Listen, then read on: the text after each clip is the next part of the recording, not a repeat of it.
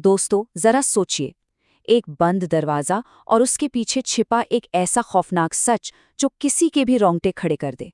आज के इस विश्लेषण में हम लखनऊ के एक जाने माने बिजनेसमैन की हत्या की इसी उलझी हुई गुत्थी को सुलझाने वाले हैं।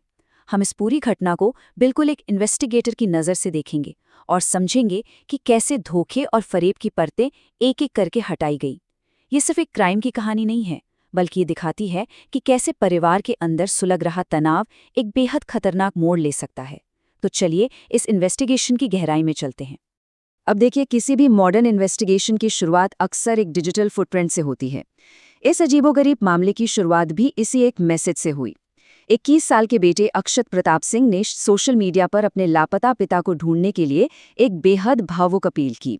उसने एक व्हाट्सएप ग्रुप बनाया जिसका नाम था पापा लौट आओ। पहली नज़र में देखने पर लगेगा कि यार एक परेशान परिवार है जो अपने पिता को ढूंढने के लिए दर-दर भटक रहा है ना? लेकिन जैसा कि हम जांचकर्ताओं के रूप में जानते हैं, जो दिखता है वो हमेशा सच नहीं होता। कहानी में पहला ट्विस्ट तब आता है जब 21 फरवरी को लखनऊ के आशियाना इलाके में एक गुमशुदगी की रिपोर्ट दर्ज होती है। अक्षत ने पुलिस को बड़ी ही सफाई से बताया कि उसके पिता मानवेंद्र सिंह दिल्ली गए हैं और उनसे कोई कांटेक्ट नहीं हो पा रहा है। इतना ही नहीं, वो पुलिस का ध्यान भटकाने के लिए अपने दोस्तों के साथ सड़कों पर पिता को ढूंढने का नाटक भी कर रहा था। ये पूरी तरह से एक सोची समझी चाल थी, एक ऐसा मुखौटा जिसे असली और भयानक सच को छिपाने के लिए बुना गया था। अब जरा इस कंट्रास्ट को देखिए। बाहरी दुनिया के लिए कहानी क्या थी? यही कि एक पिता काम से शहर के बाहर गया है और उसका फोन नहीं लग रहा। लेकिन घर की चारदीवारी के अंदर की असली सच्चाई कुछ और ही थी। पुलिस को जल्द ही ये भनक लग गई कि उन बंद दरवाजों के पीछे एक खौफनाक हत्या को अंजाम दिया गया है, और तो और सबूतों को मिटाने की एक बहुत बड़ी साजिश चल रही है। अब सबसे बड़ा सवाल ये उठता है कि आखिर नौबत यहाँ तक पहुंची कैसे? इसे समझने के लिए इन्वेस्टिगेटर्स को थोड़ा पीछे जाना पड़ा। उन्हें उस पारिवारिक तनाव की कड़ियों को जोड़ना पड़ा जो पिछले कई महीनों से घर के अंदर ही अंदर सुलग रहा था। देखिए, मानेंद्र सिंह का लखनऊ में पैथोलॉजी लैब और शराब का अच्छा खासा बिजनेस था। वो चाहते थे कि अक्षत नीट क्लियर करे और डॉक्टर बने। लेकिन अक्षत का दिमाग कहीं और था। वो सीधे जमे जमाए बिजनेस पर कंट्रोल चाहता था। इस बात पर अक्सर घर में क्लेश होता था। लेकिन असली ट्रिगर पॉइंट ये नहीं था। करीब 4 महीने पहले घर से कुछ कीमती गहने चोरी हो गए। शुरू में शक नौकरों पर गया, पुलिस में रिपोर्ट भी हुई। लेकिन जब नौकर बेकसूर निकले तो शक की सुई सीधे परिवार के अंदर यानी अक्षत की तरफ घूम गई। और बस यहीं से सब कुछ बदल गया। पिता मानवेंद्र ने पुलिस से शिकायत तो वापस ले ली, लेकिन उनका भरोसा पूरी तरह टूट चुका था। उन्होंने अक्षत की हर एक छोटी बड़ी गतिविधि पर बिल्कुल पैनी नजर रखनी शुरू कर दी। आप खुद सोचिए, 24 घंटे की इस निगरानी से उस घर का माहौल कैसा हो गया होगा। इसी गहरे अविश्वास ने एक ऐसी घुटन और नफरत पैदा कर दी जिसने आगे चलकर इस खौफनाक वारदात की नींव रखी। बहुत से लोगों ने दावा किया कि शायद ये हत्या बस एक पल के गुस्से का नतीजा थी। लेकिन जब फोरेंसिक टीम ने सबूतों को खंगाला तो ये थ्योरी पूरी तरह से खारिज हो गई। सबूत चीख चीख कर कह रहे थे कि ये कोई अचानक उठाया गया कदम नहीं, बल्कि एक बेहद ठंडे दिमाग से रची गई साजिश थी। जरा इस टाइमलाइन पर गौर कीजिए, ये सच में डराने वाली है। 19 फरवरी को ब्लिंकिट से 2 चाकुओं का ऑनलाइन ऑर्डर दिया गया। उसी दिन लोकल मार्केट से एक आरी और एक बड़ा नीला प्लास्टिक का ड्रम भी खरीदा गया, यानी तैयारी पूरी थी। और फिर इसके कुछ ही घंटों बाद 20 फरवरी की सुबह 4:30 बजे घर की तीसरी मंजिल पर अक्षत ने पिता की लाइसेंसी राइफल उठाई और करीब से गोली मारकर उनकी जान ले ली। ये प्री प्लानिंग का एकदम सटीक सबूत था। खैर, हत्या तो हो गई, लेकिन इसके तुरंत बाद जो हुआ वो शायद इस पूरी इन्वेस्टिगेशन का सबसे ज्यादा झकझोर देने वाला पहलू है।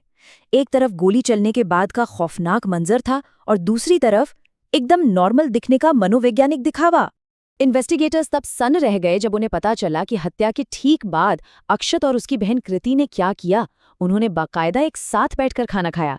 जरा कल्पना कीजिए, जिस कमरे में उनके पिता का शव खून से लथपथ पड़ा था, उसी कमरे में उसी खौफनाक मंजर के बीच बैठकर वे अपनी भूख मिटा रहे थे।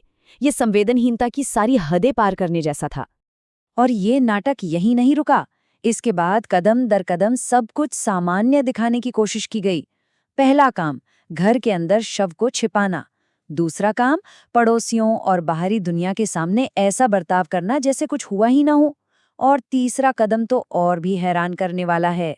बहन कृति बाकायदा अपनी दिनचर्या फॉलो करते हुए अपनी परीक्षा देने के लिए घर से बाहर भी गई, बिल्कुल ऐसे जैसे उस सुबह उस घर में कोई तूफान आया ही ना हो। लेकिन घर के अंदर फॉरेंसिक सबूत तो मौजूद थे। उन्हें कैसे मिटाया जाए? इन्वेस्टिगेशन में आगे जो सामने आया वो किसी हॉरर फिल्म की स्क्रिप्ट से कम नहीं है। हत्या के निशानों को हमेशा के लिए मिटाने की एक बहुत ही लंबी और शातिर साजिश रची गई। ये कवर अप सच में रोंगटे खड़े कर देने वाला था। उन्हीं चाकुओं और आरी से शव के टुकड़े किए गए, धड़ को उस नीले ड्रम में डाला गया और बाकी हिस्सों को कार में रखकर 21 किलोमीटर दूर अलग अलग जगहों पर फेंक दिया गया। मर्डर वेपन यानी लाइसेंसी राइफल को जमीन में गाड़ दिया गया। खून से सने गद्दे, चादरें और तकियों को बोरियों में भरकर सदारौना नहर के किनारे ले जाकर जला दिया गया। और सबसे हैरान करने वाली बात, पुलिस को चकमा देने के लिए कमरे की जिन दीवारों पर खून के छींटे पड़े थे, रातों रात उन पर नया पेंट कर दिया गया। लेकिन पुलिस की नज़रों से बचना इतना आसान नहीं होता। अब इन्वेस्टिगेटर्स के सामने आखिरी चुनौती थी, परिवार वालों के उलझे हुए बयानों के बीच से सच को बाहर निकालना। क्योंकि जो पब्लिक में बोला जा रहा था और जो असलियत थी वो बिल्कुल मेल नहीं खा रही थी। पुलिस की पूछताछ में अक्षत ने कहा कि यार, पढ़ाई को लेकर बहुत बहस हो रही थी और गुस्से में गोली गलती से चल गई। लेकिन मानवेंद्र की बहन यानी अक्षत की बुआ सरला ने इस दावे की धज्जियां उड़ा दी। उन्होंने जांचकर्ताओं को बताया कि पिता तो बेटे की पढ़ाई के लिए पूरी तरह सपोर्टिव थे। वो किसी भी महंगे से महंगे कॉलेज की फीस देने को तैयार थे। बुआ के इस बयान ने अक्षत के पढ़ाई के दबाव और गलती से गोली चलने वाले तर्क को सिरे से झूठा साबित कर दिया। और यहीं पर यह विश्लेषण हमें एक बहुत ही परेशान करने वाले सवाल पर लाकर छोड़ देता है। बहन कृतिका का रोल।